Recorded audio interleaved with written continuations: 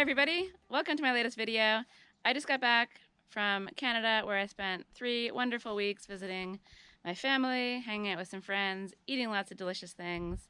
I'm excited to be back. I'm feeling relaxed, rested, and energized, even though I also feel sleepy and a little bit jet lagged. But in this video, I'm not going to be doing any work. I'm going to be investigating what's happened on my land after 3 weeks away, 2 of which were rainy and miserable with a few days of really hard rain.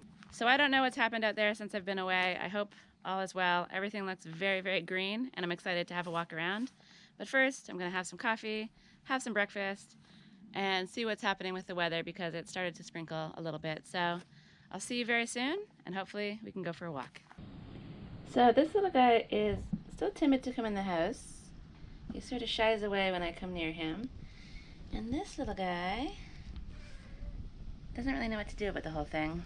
Larry seems to like going for his food. And, you know, they're not exactly friends yet.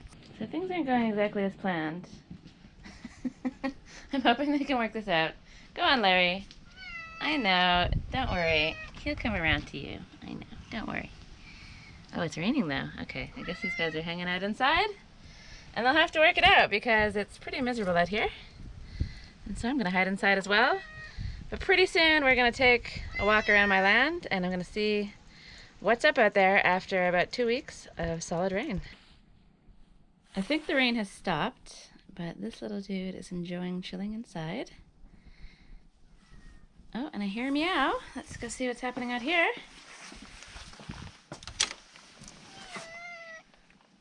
Hi, Larry. I know. Come on in. Come on in and enjoy yourself. So the sun is shining. It looks like the rain has mostly stopped. It has stopped. And it's looking beautiful out there. So I think it's about time to have a wander around the land and see what's up. Now I'm joined by both of these little guys. I don't exactly know what their friendship is like. Let's see what they do behind my back. They seem to be behaving, so that's good. I'm sure in time a lovely friendship will grow, but for now things are a little bit tenuous. And of course this little guy is always following me. It's like a loyal little cat following me around the garden. And Larry is meowing from up above somewhere. So I was really concerned about... Oh, there he is. He's very shy, but very noisy. So I was quite concerned about things that need a lot of water, like my kiwis, my mango tree. Those are about it, I think. But these are looking great. These are the kiwis. I was prepared for basically a week. No, I was prepared for an entire trip of no rain and hot temperatures. Obviously the forecast changed and it rained quite a bit, and you can see the evidence of that in these crazy paths. So I've put this geotextile fabric down and weeds have grown either through it or on top of it. So I don't know if it's the best solution.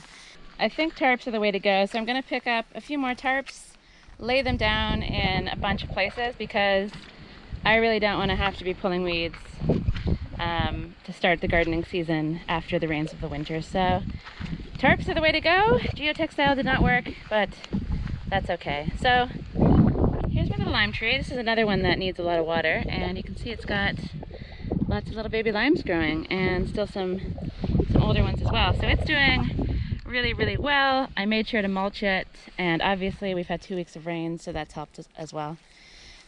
Okay, so surprisingly, I harvested this entire plant. I don't even know if I saw much evidence of flowers when I was leaving, maybe a few, but it definitely looks like there's loads more jalapenos on here. These ancho chilies, I'm waiting for them, well, these are poblanos, and I'm waiting for them to turn red. Apparently if you leave them on the plant, eventually they'll turn red, and then I can I think I dry them and crush them into ancho powder or something like that. The asparagus are doing okay. Kale has exploded. And yeah, this plant isn't looking so amazing. I could probably prop it up. I'll probably dig this one out and move it into the greenhouse, the polytunnel. But you can see it's got loads more peppers, so that's really insane after just 3 weeks. This plant is filled with them as well. This one has some smaller ones. So let's go check out the other jalapeno plants and see what's up there, because it looks like I'm gonna get a whole other harvest, and that means that I can make some more jars of jalapenos to sell and trade. So that's amazing. There's loads. This is crazy. So yeah, hopefully I can get another 15 or 20 jars out of this haul. We'll see. So that gives me another job on my list. I'll want to harvest these sooner rather than later. And then this pepper plant was something different. I forget which kind of peppers these are. I'm gonna harvest a couple to put in my dinner later. So if anyone knows what these things are, I'd be very curious to find out. All this stuff is going to kill. That can stay as long as it looks okay. I still need to deal with this crazy sunflower zombie plant. I haven't pulled it out yet. Oh crap, I forgot to put these under shelter. So instead of having a whole bunch of sunflower seeds to toss around the land, it looks like I've made some kind of terrifying sunflower head broth. So who knows, maybe they'll still sprout. Probably not though. I still got some tomatoes, but they're all split open from the water, so the tomato plants can probably go as well. Basil's looking a little sad, but I can probably get a few leaves off of that, so I'm very happy. The chives are coming back to life after the hot summer, so that's good. And some more kale. So the garden is looking very, very nice. Ooh, one thing I'm curious about is these goji berries. So this plant was looking basically dead for ages, and then I noticed that it was flowering right before I left. So I'm hoping some of these flowers turn into little goji berries. They really are nice flowers. The plant itself is kind of spindly and weird. I suppose I could prune it, but if it gives me berries, I'll be very happy. So I'll keep my eye on that, and so will you. So things in the garden are looking much better than I expected. The horseradish is going crazy. The lilies are still doing well. The indestructible lilies. Larry's hanging out over by the water. He said, "Why are you so scared of me?" You're both following me around now. Yeah. Don't fall in. So this is looking surprisingly algae free. I guess because there's been a lot of rain and a lot of water moving through it, it's kept it, I don't know, constantly refilling, and so there hasn't been any algae. I still have the chlorine thing under here, and it looks like this water is, yeah, staying clear. I guess this thing is the weird plastic chlorine octopus that just keeps on giving, so I'll just leave that in there, and I'll check on this periodically, just out of curiosity. But I'll probably just leave that exactly as it is the entire winter and deal with it when the seasons change. So we've got some new lemons forming on the tree. These have gotten a lot bigger in the past 3 weeks. I don't even know if I really noticed any lemons. I think it was flowers mostly when I left. So it looks like I'm gonna have an amazing lemon harvest this year, which is great. Having this beautiful organic lemon tree in my yard is one of my favorite things on the land. So this is my other lime tree, and it seems to be doing pretty well. I don't see any evidence of limes. Oh, up here, got some little lime babies. I wonder if I should just pull those off to allow the lime tree to focus on getting bigger and stronger. They don't look so healthy anyway. And I'll just take this little branch off because it's growing below the graft, and that means it's not going to be the same type of fruit. It'll be kind of a wild lime, and yeah, it's just better to take those off so it's not wasting the energy trying to grow a branch that isn't going to give me nice fruit. And so up here I've got my olive tree that I'm going to use for brining. So this is tricky because you have to be careful with what you pick. These olives actually look pretty good, so you've got to kind of time it so that they don't get damaged. And what I'm looking for is little holes like this, and this is evidence that some kind of a creature has burrowed inside there. And when you're brining olives, you definitely don't want that. You want the olives that are perfectly round without any marks or evidence. So even that little mark there, that's evidence that something could be wrong with this olive, and I don't want to be putting it in my brine. So it is actually quite difficult to find the perfect olive. A lot of them have little blemishes and little weird holes on them. So because I've been on holiday, I haven't been able to pick olives yet for brining, but I want to get in soon. I want to get them while they're green. And I'll just basically pick them by hand, looking for the ones that are suitable. So it is quite a time-consuming process. I could also just rake them all off and sort through them afterwards, but it's kind of a waste because any olives that I don't use for the brining, they can stay on the tree and I can use them for oil. This type of olive is a Cordovillia, I think. And I mentioned in a previous video, I have 2 of these trees, and the rest of my trees are Galega olives, which are better for oil. I'm hoping to harvest them with some friends in a couple weeks. It really does depend on the weather though. Harvesting in the rain sucks. Harvesting in the sunshine is actually fun, so we're waiting for a break in the weather, and then we'll probably get to it. Okay, what next? Let's see how Manny the Mango and his little minions are doing. I've surrounded him with an army of plants, all nicely mulched so that they got watered all together. And it looks like things are going well. This banana, what once was a banana, is no longer there, so that's curious.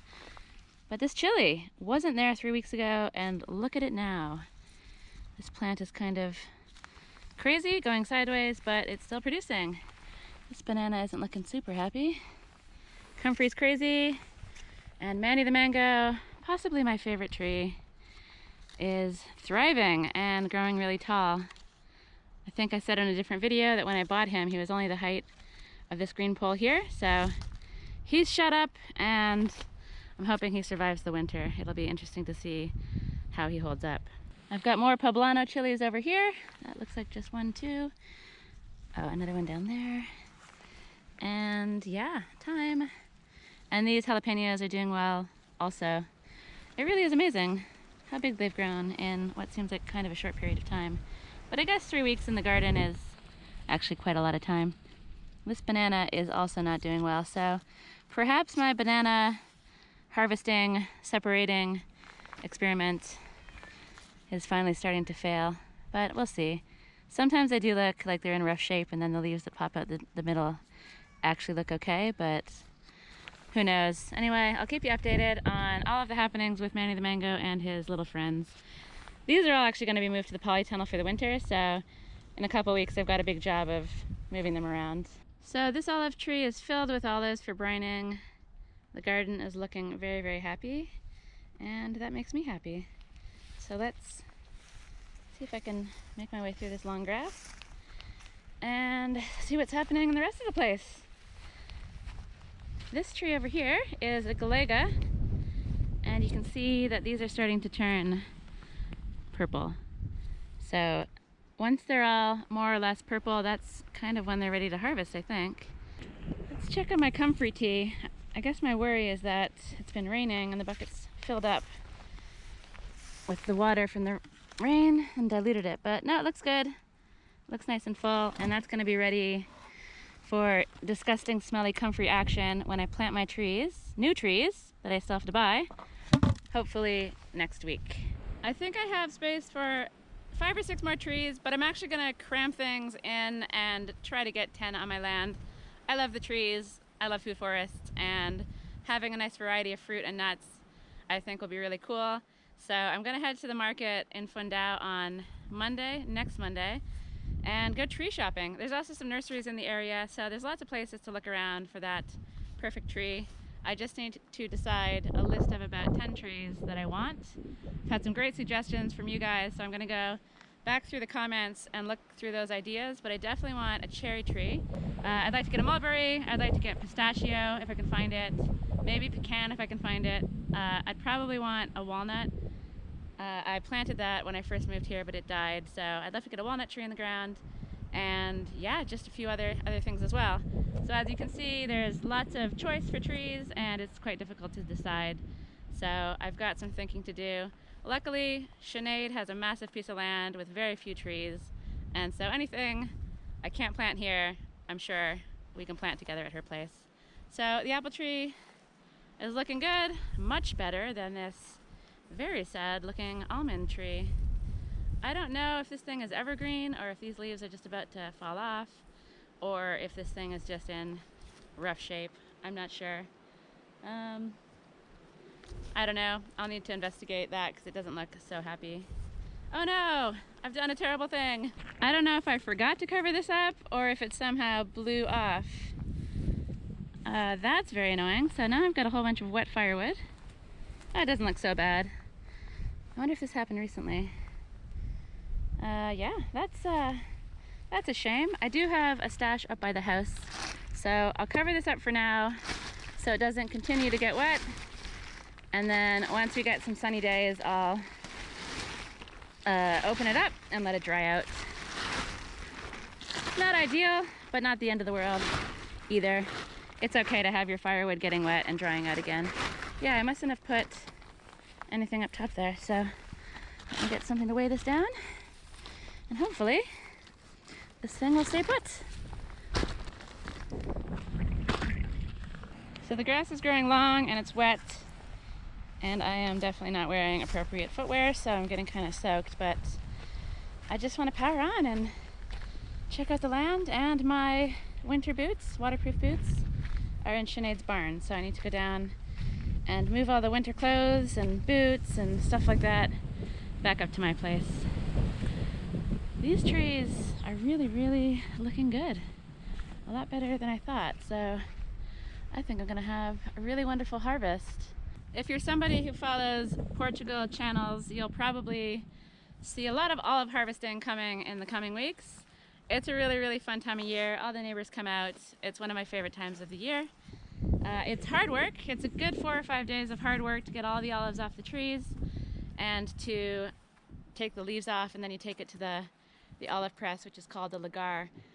But yeah, I don't remember these being as full when I left, but I suppose when they were green they kind of blend into the leaves, so when they start to turn purple they stand out more, and it looks like I have way more olives than I was expecting, so that's really great.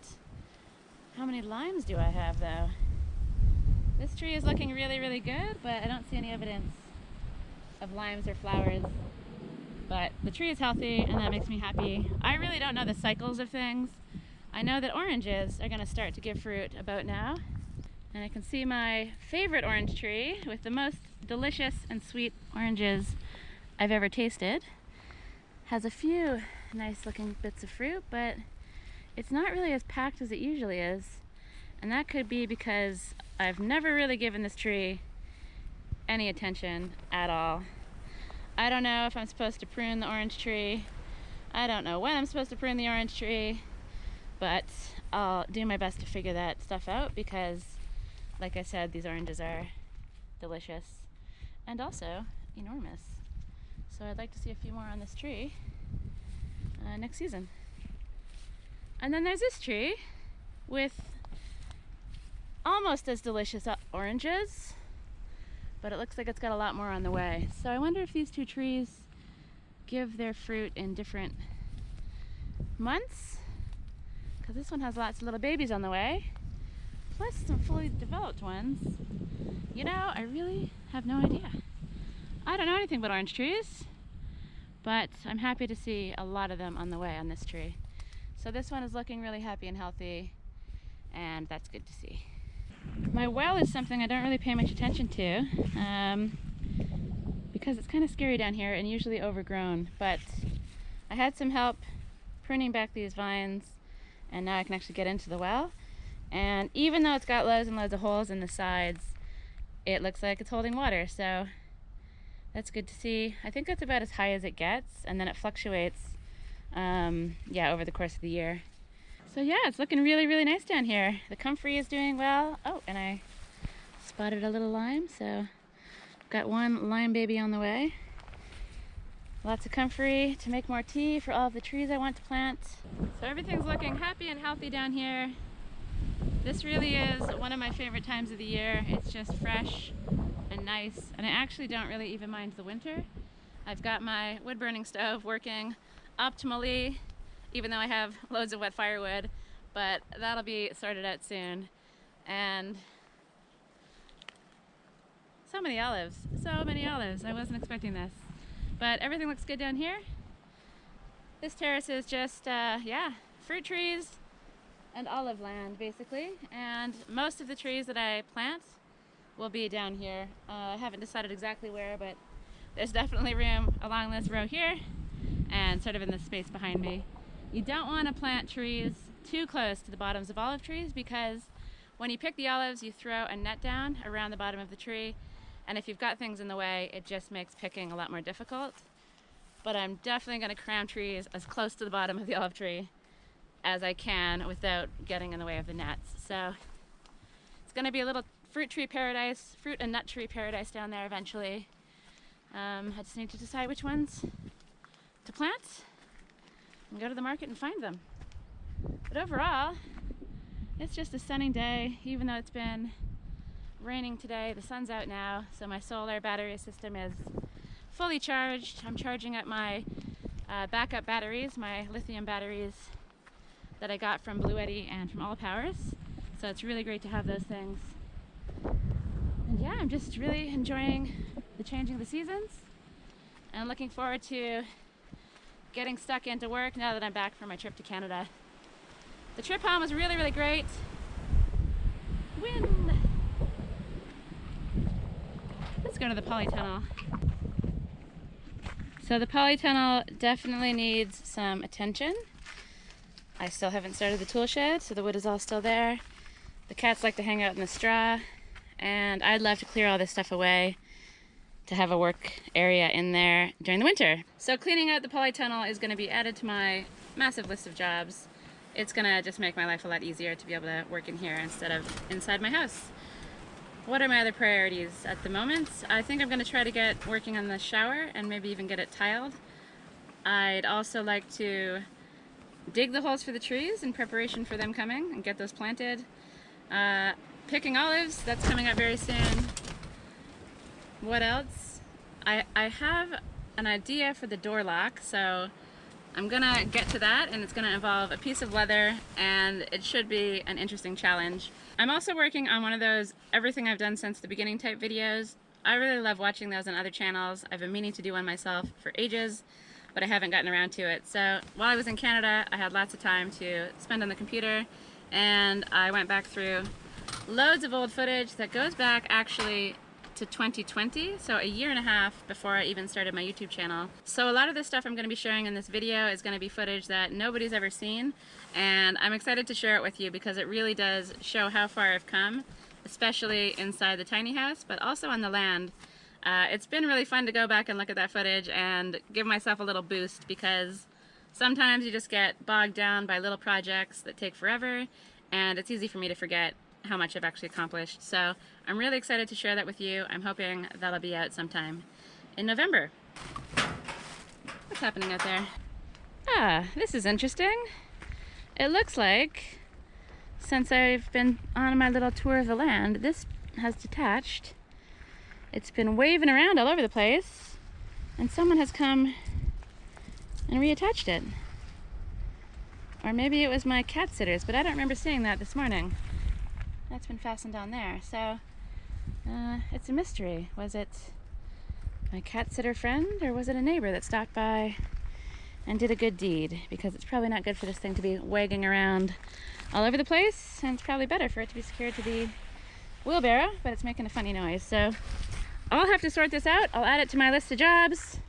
I've also got to cut the grass. Yeah, I just have a lot of stuff to do, but I'm really excited to be back and excited to get started on everything. So I'm gonna wrap up the video there. I didn't have time to get back, do some work, film it, and then put a video out of me actually working.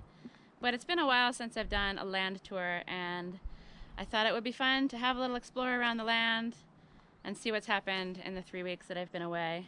Fortunately, carnage has not occurred. Everything is fine. Everything's as expected. Inside the house is fine. Nothing flooded with the torrential rains, and I'm basically just really pleased. So it's really great to know that I can leave my land and not have everything fall to pieces. Things are good. Everything's growing really well. Inside the house is still dry despite the torrential downpours. And yeah, the cats are happy. Maybe they were a little lonely, but at least they have each other. But all is well, and that makes me feel good about leaving my place in the future. But honestly, I'm happy to be here for the foreseeable future, working on the land. There's lots to do, and I just really love being here. So I'm in no rush to leave again. I enjoyed my trip to Canada, but I'm really happy to be back, and I'm excited to get back to work. So I guess I'll end this video, but let's go put on a fire. It's beautiful out here, and it's not massively cold, but it is kind of a little damp feeling. So I'd like to get the fire roaring, dry my place out a bit. It's been empty for 3 weeks, and yeah, just get things nice and cozy. So let's go make a fire, and then I'll say goodbye. This little guy is looking nice and cozy, even though he's in my chair. Things are about to get a lot cozier in here, Mikey. I'll need to make them a nice little spot to sit by the fire. Behold, everything I need to make a warm, cozy fire. Mr. Burns, the wood burner. And then I have all the wood. But first, I get started with a little nest of pine needles. I'm very pleased that I collected these before I went on my trip. I've got a couple bags of them because now the ground is completely saturated. So yeah, there would be no hope getting dry pine needles. So I make a little nest, and I've got just a couple of pine cones. I wish I had more, but I ran out of time. And then I usually nestle the pine cone just right in there. And then I've got some figs, well, fig sticks. This wood is actually amazing for getting a fire going nice and hot. They're nice small branches, so I think that means that more heat can be created, or something like that. So I just put those in like that, kind of haphazardly. You might notice that this little rope is coming off the stove. I need to get some glue to fasten that back on. And the ropes actually come completely off the oven, so I'll need to pick up another bit of rope so that I can keep the heat in. So I do this. This isn't gonna look super amazing because I'm doing it one-handed, but I'll make a little sort of teepee type thing out of the fig branches. I have loads and loads of these from when I pruned Sinead's 2 massive fig trees. So that's good. And I only did this pruning in, I think, early in the year. So these haven't really been seasoning for very long, maybe about 8 months, but I think they're fine. I've got some mimosa here that I'm gonna check on once I get the fire going. And this is, ooh, that's a horrible noise. And this is my very inappropriate stick for poking. I definitely need something longer. And I also have some leather gloves somewhere that I use for kind of maneuvering the fire around, so I'll have to find those. But this is the first fire of the season, and I'm not exactly as prepared as I'd like to be. Though I might not be fully prepared with all the wood and pokey sticks and gloves, I am prepared with the flue pipe. I have a flue pipe system that I know works really well, and I'm confident that I can build nice, cozy, warm fires this year, especially since I have the secret weapon.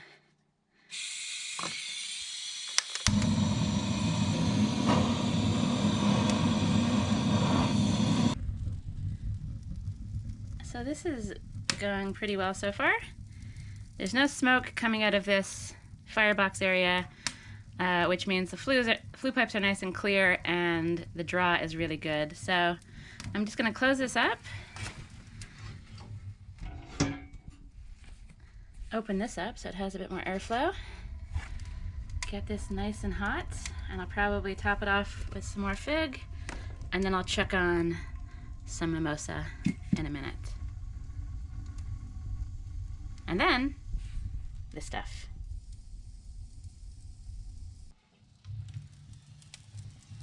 Okay, the fire is looking pretty good. These fig branches are going up nicely. I'll add a few more into the mix.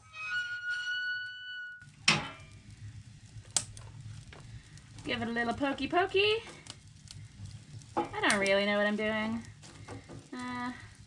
but this seems to work for me with this combo of fig branches, and then I'll get some mimosa on there when it maybe gets a little bit hotter. We've got a little temperature gauge on the oven, and so when it starts to rise, that's when I sort of check on the bigger bits. But you know what? Let's live life on the edge. Let's just stick a big bit on there now and see what happens. You know what? Let's do 2. Because why not? There might be a reason why not. I might put the fire out, but I'm gonna do it anyway. So, goodbye for now, fire. And then once the fire gets going a bit more, I'm gonna check on some of this platano stuff, which I've never burned before, but I'm told it behaves like oak. So it's really dense and it should keep the fire going for long periods of time without too much wood. It's not really super cold outside, so I'm not going to try to get the fire going all night, but I just want to take the edge off a little bit because it does feel a little bit cold and damp in here. So I'm excited to have the fire going again. I love the changing the seasons. I'm going to chuck a few more logs on there now, but let me say goodbye from this video. I'm really excited to be back and I have lots of fun things planned for November. So as always, thanks for watching. If you liked my stuff, please do share it around, subscribe, give the video a like, and all that fun stuff. And I'll see you in the next one.